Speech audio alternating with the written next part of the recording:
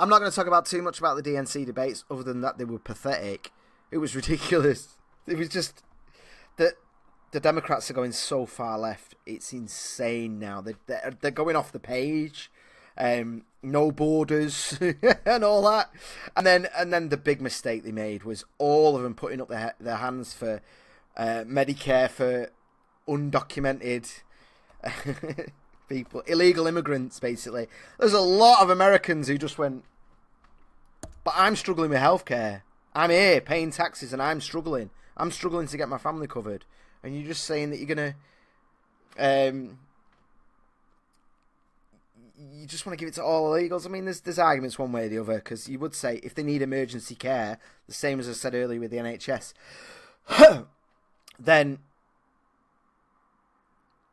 You know, you've got to give them emergency care, haven't you? But full-on Medicaid, Medicare, fucking hell, man. That's a bit much, isn't it? But, you know, and to me, they're just boring. I know they're trying to play to the base, but the thing is, everything they're saying now is going to be repeated by Trump once it's a head-to-head. Everything's going to be brought up, and middle-of-the-road Americans, they're just going to be like, what the fuck, man? And all that shit about, like, anti-Trump.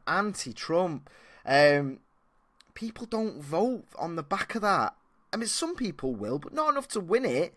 You know, the millions of people who voted Obama, how are you going to... they voted Obama twice and then voted for Trump. How are you going to get them back?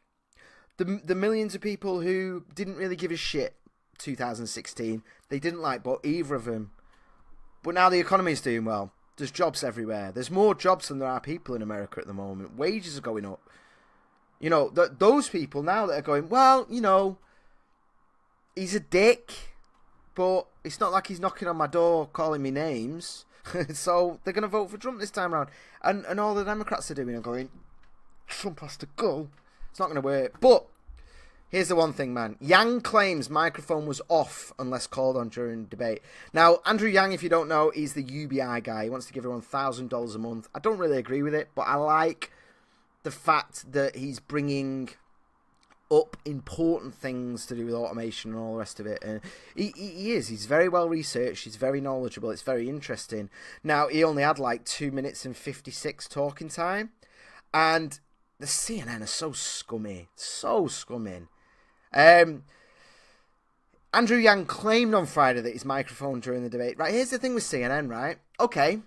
Caroline Kelly from CNN, he claims his microphone was off, right?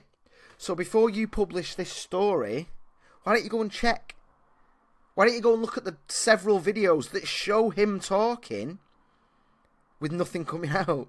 That show him talking and people next to him turning to listen, but the audience at home didn't hear anything. Why don't you look at that? Rather than claim, right? This is the thing. What's that old story? If you're a journalist, if one person tells you it's raining and the other person tells you it's not your job to present both those things. It's your job to look out the fucking window and find out if it's raining or not. Andrew Yang's made this claim. Why don't you find out? Why don't we fucking find out? And here's the thing here, actually. It is. You can see it with your own eyes. I'm not going to play it because they've just been pulling channels down for doing it.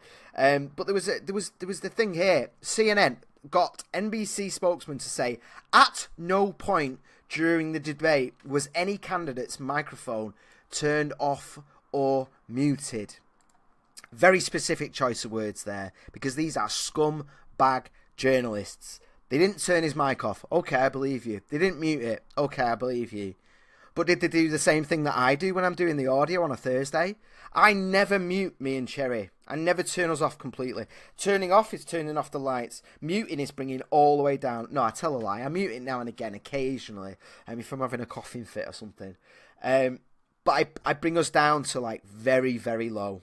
You basically can't hear us. If Aidan says something funny and we both laugh, you're going to catch a bit of that. You know, you get that kind of ambience or whatever. So they've been very, very sneaky here with what they've said. At no point did they mute it, but did they reduce it to almost nothing? Almost muted? They've very carefully not done that. They've not confirmed that it was an even level, go watch the videos for yourself. Fucking disgusting. Andrew Yang was the number one trending on Twitter before the debates and after the debates. And it's the same thing that's happening. I don't like Bernie Sanders, but they fucked him in 2016. They screwed him over. And they're doing the same thing to Yang, aren't they? Because he's not part of the narrative. Biden's the strong front runner, and then Kamala Harris is going to come in and just pip him, take him down, and that's the narrative that they're going with. That's the narrative they've created. Harris is coming up. Yang doesn't fit into that. So just bring his mic down. Bring the lower tier people down. Let the Kamala Harris slowly overtake Biden narrative play out, because she will beat Donald Trump. I don't think she will, but there we go. Disgusting though. Disgusting. Right, let's check